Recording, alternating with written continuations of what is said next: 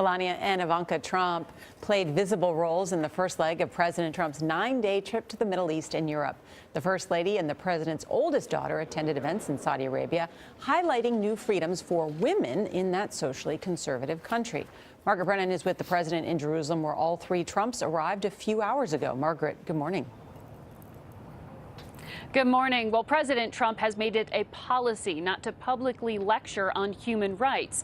But First Lady Melania and Ivanka Trump both celebrated women's empowerment in Saudi Arabia, where women were recently granted more freedoms, including the right to enroll at university and to open a bank account without requiring a man's permission. Ivanka Trump tried to fill her father's shoes on Sunday, standing in for him at a social media event in Saudi Arabia. Social media is an incredibly powerful tool. On the sidelines of the presidential visit, both Ivanka and First Lady Melania Trump attended events focused on female empowerment in a country where gender segregation still exists. The First Lady visited a GE call center staffed entirely by women. Yes. And Ivanka posted this image of an economic-focused event with women leaders, where both the Kingdom and the United Arab Emirates pledged $100 million to a proposed World Bank Women's Empowerment Fund. Following the tradition of past First Ladies, Mrs. Trump did not cover her hair on the trip.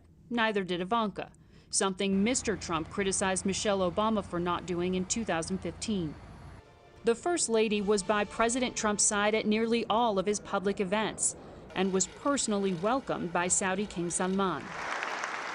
The two most prominent women in President Trump's life also sat behind him as he delivered an address to leaders of more than 50 Muslim-majority countries, saying that he hoped for a bright future for both men and women. When young Muslim men and women should have the chance to build a new era of prosperity for themselves, it has to be done, and we have to let them do it.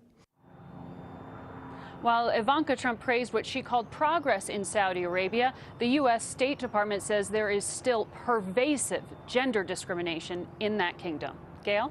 Yep, they say women are not driving there. Thank you very much, Margaret.